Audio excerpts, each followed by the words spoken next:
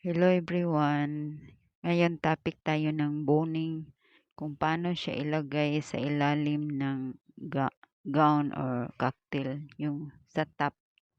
Gamit nating boning ngayon ay Regilin kasi pwede lang siyang tahiin, yung isang bone stick kasi hindi yun pwede itahi. Yan, unahin natin sa side ng bust. From bust point, sukat tayo ng 3.5. Sa 3.5 inches, doon natin idaan yung bone stick tapos itahi. Tapos sa pinakadulo, meron tayong allowance na 3/4 para sa fold natin para malinis yung ilalim. Yung sa pinaka-bust line, ipasok na lang natin yung Regilin. Okay na hindi na natin itahi kasi naka-secured naman siya sa dalawang tela. Ang dulo ng Regilin, minsan hindi siya smooth ipasok kasi may mga matutulis siya sa tip. Gagawin natin, iliha na lang natin siya para tuloy-tuloy yung pasok sa ilalim.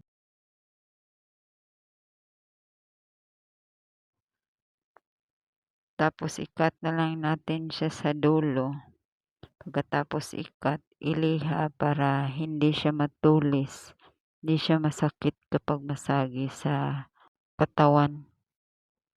Isang paraan para smooth siya ipasok sa loob, lagyan natin ng scotch tape sa dulo para hindi siya mahirap ipasok.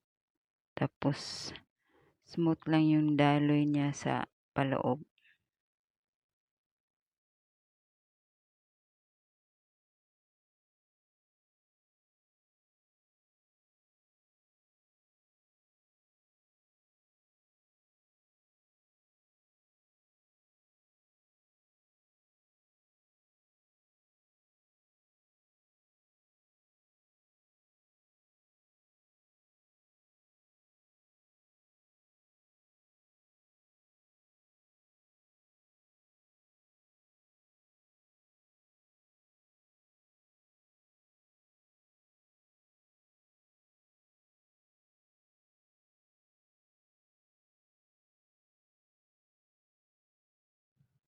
Tapos sa gitna, itahin na lang din natin yung Regilin. Ihain muna natin para hindi matulis yung dulo. Tapos kunin natin yung gitna sa baba. Lagyan natin ng markings para madali na natin siyang itahi. Doon sa pinaka gitna sa itaas, markings natin sa baba.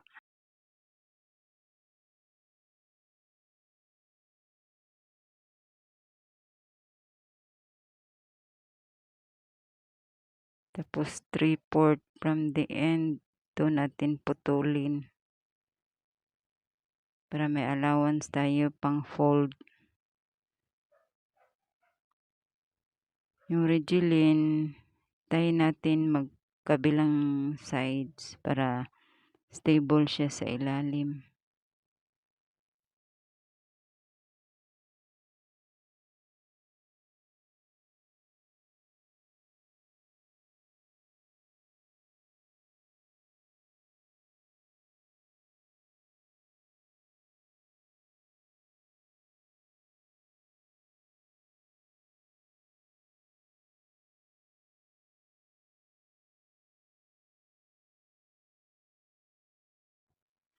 Sa kabilang sides, para pantay doon sa kabilang sides sa may bust.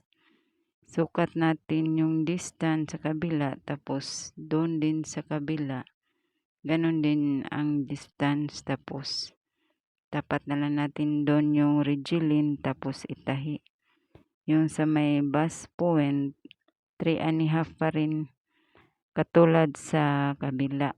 Tapos itahi natin yung Regilin pa straight doon dadaan sa may 3.5 na distance sa bust point.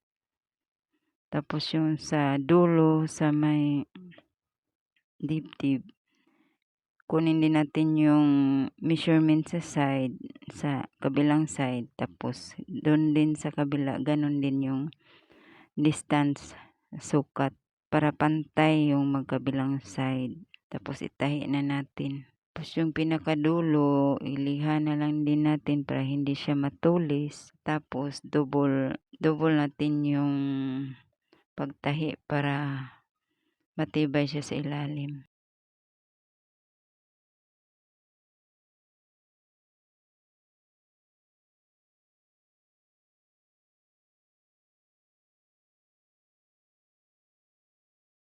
Tapos yung sa may bus point, fold na lang natin para madali nating matandaan as markings para doon natin ilagay yung bus pad.